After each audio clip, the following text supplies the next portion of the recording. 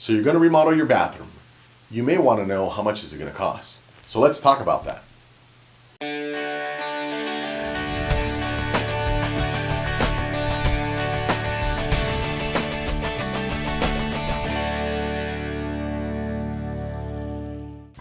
Hey everybody, my name is Alex Rodriguez and I'm the owner of Bay Cities Construction. Today I want to talk to you about bathroom remodel prices. Now, before we talk about the ranges in price that we have articulated on the blog article located below, I want to answer your questions. And I've been in business for a long time. Many years. We've done hundreds of bathroom remodels, and I don't shy away from the tough questions. So Dave is going to read off some of your questions that you sent to us over social media or asked us over the years during our design consultations. Do you mark up things like faucets and tile and things like that? Many contractors shy away from this. We absolutely mark up your materials. We will mark up your tile, we'll mark up your plumbing fixtures, we'll mark up the cabinets. I have no shame in telling you that there's a markup in there. It's a reasonable markup and it's a necessary markup, and I'll tell you why. If any of these materials fail, I have to deal with getting them removed, getting them fixed, getting them swapped out. Okay, that costs time and money. Now, the markup has to be reasonable, right? I think it's reasonable to charge for the time that it takes to not only install them, but also to be able to give you a warranty that will give you peace of mind. If there's a warranty claim, a warranty issue with any of the materials, we don't pass it off to the distributor or the guy who installed it. We are 100% responsible for all of it. And because we're responsible for it, we have to charge for it. You know, that's a markup. If I send one of my guys cost me about, my lead carpenter, let's say $50 an hour. If I send him to Home Depot, and it could easily take him an hour and a half to go over there and come back and get over to your job and start working again. If I didn't mark up the cost of the materials that we're buying, think about it. I may have paid him $150 to go and get something that may be a $20 item. Okay, so understand that in construction, if you have hired a professional company that has insurance and overhead and all those things, there's going to be a markup to that. And some of you may agree with that and some of you may not, but just understand that that's the case. Well, so could I buy my own materials? Because I don't want to pay the markup and I want to try to keep my costs relatively low. So that is a tactic that many people feel is viable, a good idea for keeping costs down. So we've worked with customers that have bought their materials. I'll be honest with you, I don't like it. I don't like to do it, okay? Because we're responsible for it. So I'll give you an example. If you buy a vanity and my guys go pick it up and somehow they damage it, it's a total loss. It's a loss for me because I paid them to go get the vanity and bring it back to your house. It's a loss for me because I got to replace the cost of the actual damage that they caused, right? And there was nothing in it for us. There was nothing in it for us. In my experience, many times they don't buy enough material. The material's sometimes faulty and we got to return it back. It causes bottlenecks throughout the job under many points. So I don't like it. In addition to it, we don't make any money on it. So it's a lot of aggravation for no incentive for us. And I strongly believe that it has to be a win-win for you. You have to get service that's timely and that is high quality. And for us, we have to be compensated for our time and the delivery of that service at a reasonable and fair price. If that balance isn't there, that's just calling for problems during the project. Is that why sometimes, most of the time, things take longer and cost more than in the original contract? I think that's the biggest aggravation that people have with construction, is that it took longer and it cost more than even what was on the contract, okay? Unfortunately, that is the nature of this industry, of this business, of the business of construction. There's two reasons for that, okay? There's one reason, one of those reasons is directly related and falls back on the contractor's fault. The other reason is something that is very difficult to control.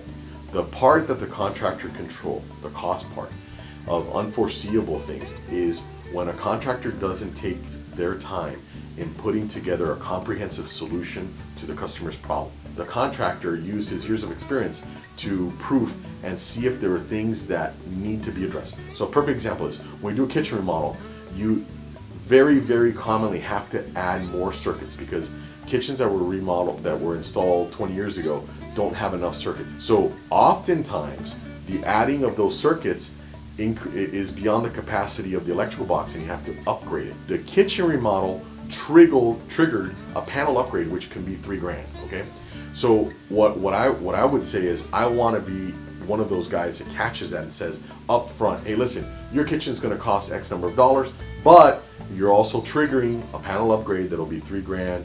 Capture and identify all of those costs so that the customer knows before any demo is done. That's on the contractor side. The other part is that I don't have X-ray vision, right? Like I cannot tell how much wood behind that wall has been termite eaten because you had a roof leak that you didn't handle for 10 years and that whole section of the wall is completely ruined. Or a window's been leaking and there's a ton of termite damage right behind that window.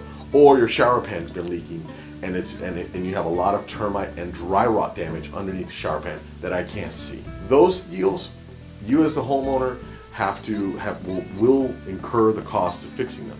The question is, do you have a good relationship with your contractor and you feel confident that the change order that he's giving you for these things is reasonable and fair? That paradigm for understanding that part of the increased cost is really important going into the project. Understanding that you, contractor, cannot see, does not have X-ray vision, and cannot see things that are covered up. So what are some of the other things that customers do or that happen with the budget to cause it to go up? It's a very common situation where if you make any changes to infrastructure, if you move a wall that is load bearing or that has venting in it, that action triggers a domino effect of cost. The other thing that is probably one of the most aggravating things that I experience is when people change their mind. We got a plan, a game plan, we have a signed contract, and then a day or two in, everything is changed. And mostly the change happens because they didn't have enough time to consider all of their options and put together a comprehensive deal. But if customers change the plan during construction, it's expensive. I'm hoping that these things help you understand what can affect construction prices when you're considering to remodel your bathroom.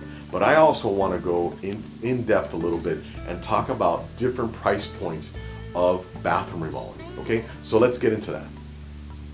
So let's talk about money, because that's what this blog article is about. So what I did for you is I gave you 3 price points that in California, and I gotta kind of give you the preamble for this. I'm a contractor here in California. California is way more expensive to do business in than the Midwest. So if you're in Texas, if you're watching this and you're in St. Louis or Chicago, just understand California's crazy. We pay way more for all of the insurances. If you wanted to do like a calculation to have an understanding for your geographic area, I would probably discount 20 to 25% off of these prices that we're going to talk about. So our basic level, we're looking at between 22 and 25,000. And basically this is a bathroom that the footprint stays the same. The shower stays in the same spot, the toilet stays in the same spot, the vanity stays in the same spot, okay? So you're replacing with new updated materials. And these are materials probably that you could find in Lowe's or Home Depot. I have another blog article that talks about how those costs are broken up by trade, so like by tile and all that, and we'll link it to this article, okay? So that you can have a better understanding of where the money is going, okay? Now, the next level is what we call the mid-tier level. And I know if you're living outside of California, you're probably gonna freak out about this price range, right? It's 25 to 33,000, okay? That's a lot of money. So let's talk about what goes into that. Your vanity could be at this price point a custom vanity. You may have this is very common in California, a changeover from a bathtub to a stand-up shower. That kind of upgrade, it's definitely an upgrade. There's way more tile. You have to fabricate a shower pan that is non-existent now. You have to relocate the plumbing.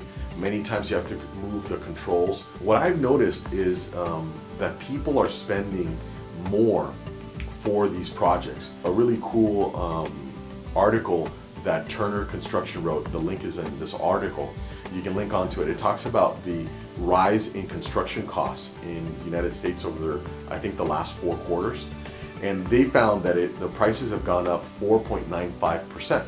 I would say that the spending, the actual dollars spent here in my market in California, it's up way more. It's got to be 35% plus. It has a lot to do with people wanting a spa type of experience in their bathroom, right? So there's niches in there, and there's a shower wand, and the plumbing fixtures have diverters that move the water to wall jets, and all of this kind of really cool stuff. But it adds to the cost. That's how you get there. The more features you add to your bathroom, the more money it is. The next price point is $35,000 to $45,000. And for some of you that are outside of California, like that's crazy. 2 years ago, or a year and a half ago, I did a bathroom remodel where they spent $100,000, okay?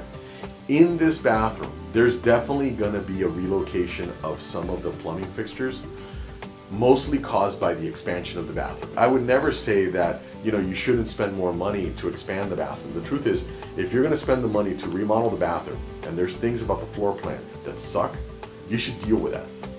Even if it'll cost you another $15,000 or $20,000, because you'll be so much happier that you'll get more function out of the space that the money's worth it. The worst thing that I would have a client feel is buyer's remorse because you didn't do enough. You spent $20,000, and for $5,000 more, you could have gotten like the exact stuff that you wanted. Take the time to figure out what makes sense for the budget, and then spend that money.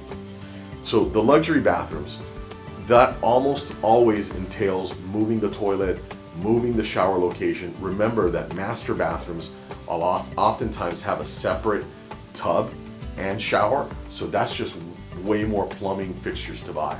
And if you go crazy buying like Newport brass or super high-end plumbing fixtures, you could spend, I've seen people spend $20,000, $25,000 on just the plumbing fixtures alone. Those are the different price points that we have found very commonly people segment themselves into. And I hope that this has been an informative article for you, an informative video. Please send us your questions. Your questions make the best content for us. It makes content creation easier for us because we're making stuff that you actually want to watch. My name is Alex Rodriguez with Bay Cities Construction, reminding you, you don't need a contractor, you need a team of pros. Hey guys, don't forget to download the bathroom remodel calculator below. All you have to do is punch in your budget and it'll give you a breakdown by all the trades. And don't forget to subscribe, okay? We need you to subscribe so that you can be updated with our newest kitchen and bathroom remodeling content.